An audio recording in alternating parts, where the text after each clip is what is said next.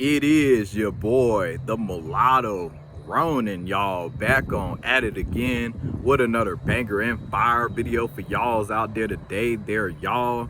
First video tapping in back home in Florida, getting my steps in today. You know, your boy already worked out too, so feeling strong, you know. Throw out some pictures up here from earlier, but man, I really hope this wind don't fuck up my video, but I'm gonna try to do this shit as quickly as possible as I can. Bear with me, but we gonna try to thug it on out. But you know, shout out to my boy Mulatto Mindset for literally tagging me in this post on his channel.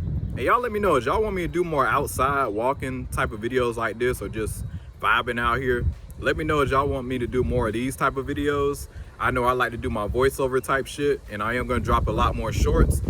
And again, if it ain't that windy, I'll try to do more videos outside, but y'all let me know. But shout out to my boy Mulatto Mindset for literally pointing out that video about this YouTuber, bigger YouTuber, but she goes by Princess Wikesh. Yeah, if I got her name right. But I gotta really go in on this particular topic that she had made, but she pointed out the tragic American mulatto, the American lie. There we go. I'll throw it up here on the screen. And it is blasphemy. I'm letting y'all know that right now. As a mulatto myself, a MGM, in case you don't know what that means, multi-generational mix. So in America, you have to understand, and then I'm back home too, like from the South, there's a lot of mulattoes out here.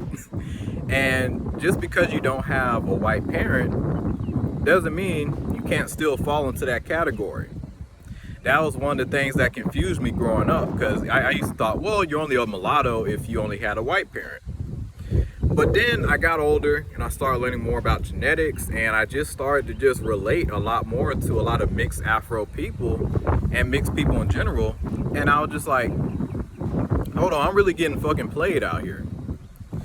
And let me dive more deeper into that, because when it comes down to us MGMs, which is a lot of us, and a lot of us are very black identified a lot of times, including myself at one point.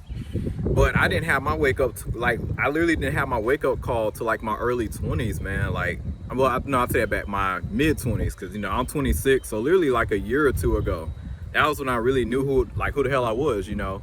A lot of shit I've been through. Black community has a big, horrible assumption of thinking lighter skin is a more privileged life. Listen, I don't know what it's like to be full-on black person. I don't know that experience, but as a mixed race person, I can tell you right now, not knowing who you are, that's the biggest hurdle, you know, for a good portion of your life. Some of you guys damn near go to your grave not even knowing who the hell you are, and that's a mess. And I really do find it very disrespectful for Princess Wikesh to come out here and say in her video that the whole tragic mulatto story in America, it was more geared to just like to white people. I'm just like, no, like that, that concept is true. Like, if you're mixed, you're gonna live a whole nother different life. And that shit is real. Like, you don't see it at first. You think all black is black. That's what you're told. But when it comes down to lighter skin, look at me, guys. I got freckles. You can see the reddish, like just the redness in my beard. You know, look at my hair texture. I mean, it's not like crazy loose, but you can definitely tell. Like, even my eyebrows, like, even in my voice, look at my lips. Like, come on now. I may not have the green eyes and certain other features, but you can look at me and tell. And coming from Florida and knowing the history, and even when I look at the black community, you tend to see the darkest skinned man with somebody lighter, like with the lightest of the light. And then boom, they get some multi-generational mixed kids.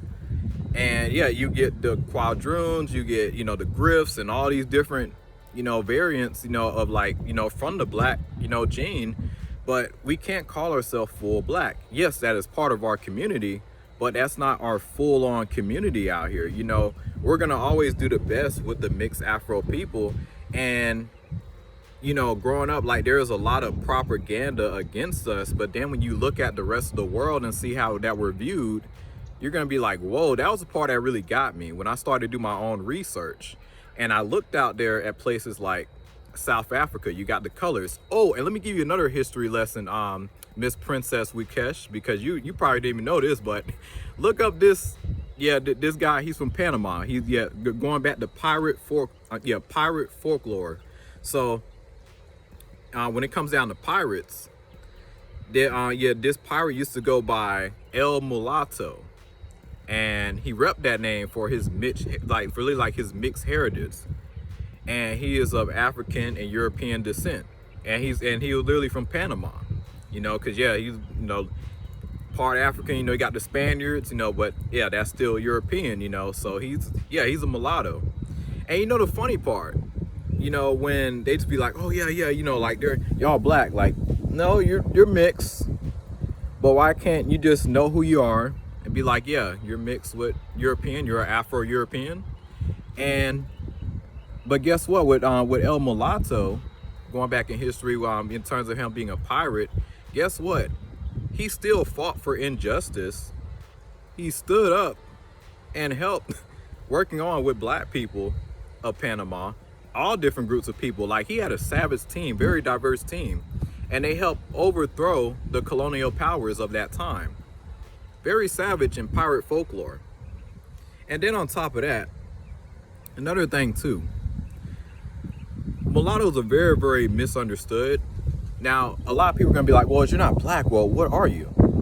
So I call us the golden race people. This really consists of mulattoes, Blasians, the black and Indians.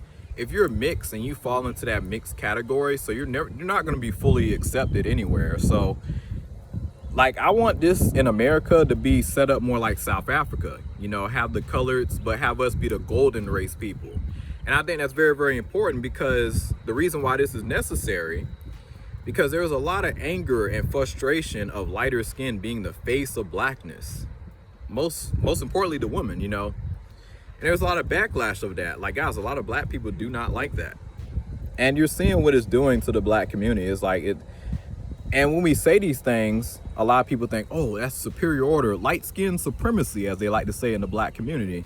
And that's all bullshit.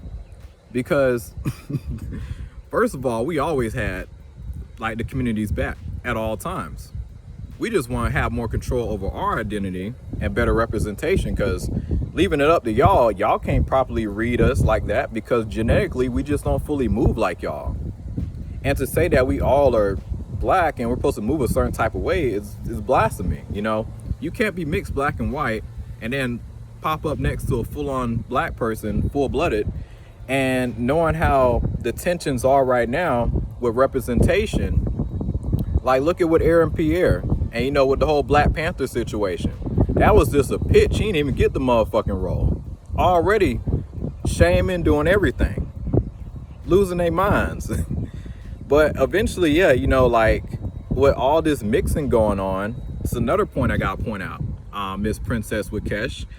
Are you still gonna call these mixed Afro people black when it gets to a point in America where the mulattoes and the golden race people, all of us mixed Afro people, becomes in bigger numbers compared to y'all, like, and y'all become the new minority.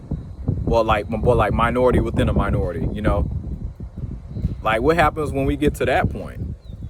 Like, are we all still black at that point? Like, or it'd be like, oh, no, y'all need your own lane. We must preserve our blackness. I guarantee it's going to get to that point. So I really had to snap on this video, because there's a lot of fuckery when it comes down to these topics. And other mulattoes out there, man, y'all got to speak up on this. Be lighter skinned. Go ahead and do your ancestry. I got to do my ancestry pretty soon. But both my parents are mixed. My mom, borderline white. And she got like reddish hair. You can like, I know I got Irish in me 100%, because like, you can't have this reddish and all that stuff going on now.